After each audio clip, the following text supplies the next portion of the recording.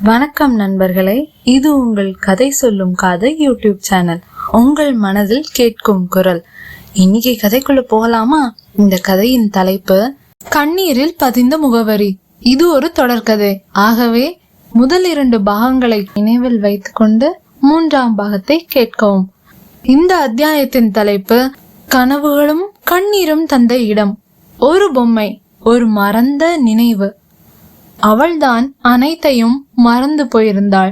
ஆனால் அவளை நினைவில் வைத்து கொண்டிருந்த ஒருவனோ அவன் நினைவுகளை வாசல் போல் திறந்து வைத்துக்கொண்டு அவளை எதிர்பார்க்கிறான்.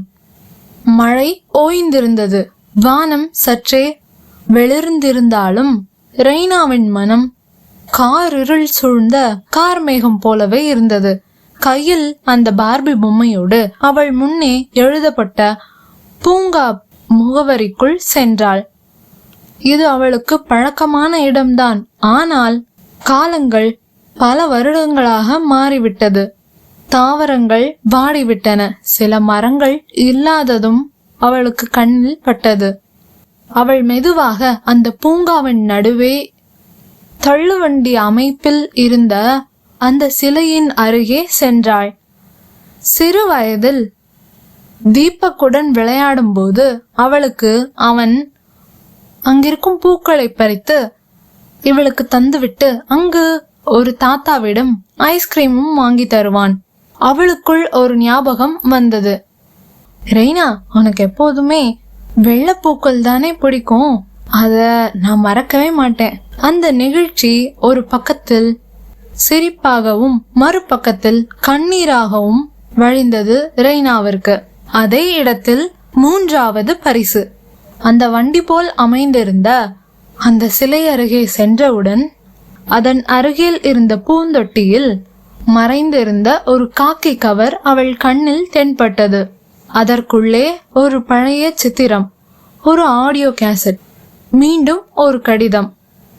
அந்த சித்திரம் இருவரும் சிறு வயதில் பூங்காவில் விளையாடுவது போல் வரைந்திருந்தார்கள். அவன் வரைய இவள் கலர் அடித்தாள். ரெய்னா அதை பார்த்தவுடன் அவளுக்கு அந்த நினைவு வந்தது.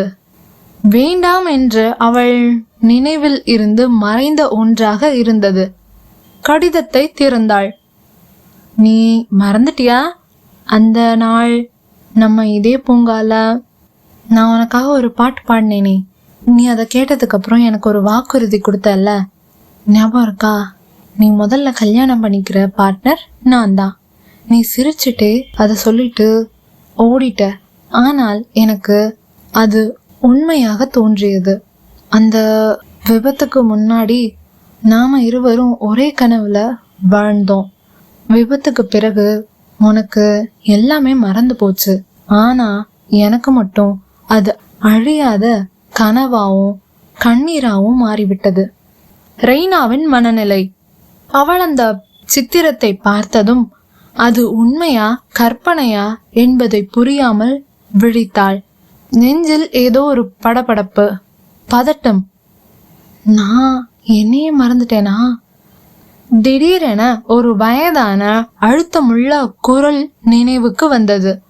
உன் வாழ்க்கையில எல்லாரும் மறந்து போவாங்க ரெய்னா, ஆனா ஒருத்த மட்டும் நீ உண்மைய மறந்தா கூட உன்னை நினைச்சு வாழ்வான், உனக்காக வருவான். அந்த குரல் அவள் தந்தையின் குரல். அவள் கண்களில் தானாகவே பனித்திரை போல் கண்ணீர் வடிந்தது. தீபக்கும் அப்பா சொன்னதை கேட்டிருப்பானா?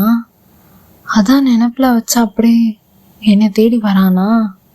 அவள் தன்னை சுற்றிலும் அவன் எங்காவது தென்படுகிறானா என்று பார்த்தாள். அவன் எங்கும் இல்லை. பின் தன் வீட்டிற்கு விரைந்தாள். விரைந்து சென்றவள் வீட்டினுள் வந்து கதவை கூட தாளிடவில்லை. நேராக விரைந்து அந்த ஆடியோ கேசட்டை தன் தாத்தாவின் ரேடியோவில் போட்டு கேட்டாள். அது எடுக்கவில்லை. பழசாக இருந்ததால் அது எடுக்கவில்லை. பின் தலையில் 2 தட்டு தட்டி அதை பிளே செய்தாள். இந்த குரல் உனக்கு பழகியதுதான். நம்ம வாழ்க்கையில் நம்ம எல்லாரையும் மறக்கலாம். ஆனா இந்த குரலையும் உன் கண்களில் நான் பார்த்த ஒளியையும் நான் எப்போதும் மறக்க மாட்டேன். அவள் பதறினாள். இது தீபக்கின் குரல் இல்லை. அப்போ இது வேற யாரோடைய குரல்? வேற யாரா இருக்கும்? அவன் குரல் மென்மையாக இருந்தாலும் நெருக்கம் கொண்ட ஒரு வெளிநாட்டு தமிழ் தொனியில் இருக்கும். அவள் திகைத்து போனாள். நீயா? இவன்தான் இதெல்லாம் அனுப்புறானாப்போ? ஐயோ! அவளுக்கே தெரியாமல் பூங்காவின் மரங்களில் நடுவே இருந்த ஒரு பெஞ்ச் மேலிருந்து புதிய கேமராவில் ஒரு டைமர் கிளிக் ஆவது போல் ஒலித்தது. அவள் தன்னை சுற்றிலும் பார்க்க மீண்டும் ஒரு காக்கி கவர் அவள் கண்ணில் தென்பட்டது. அதை பார்த்து அவள் அதிர்ந்தாள். நம்ம வீட்டுக்குள்ள இது எப்படி வந்தது? உள்ளே இருந்த கடிதத்தில், நீ என்ன தீபக்னு நினைச்சிட்டியா? ஆனா நான் அவன் கிடையாது.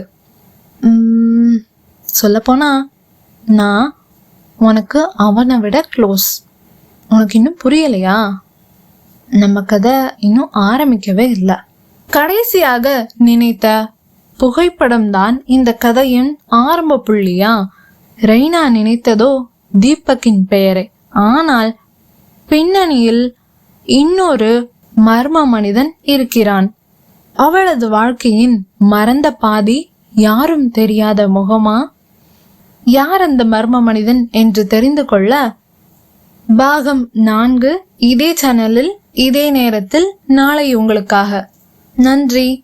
ஒரு பார்வை, ஒரு படம், ஒரே ஒரு உண்மையை வெளிச்சத்துக்கு கொண்டு வரப்போகுது.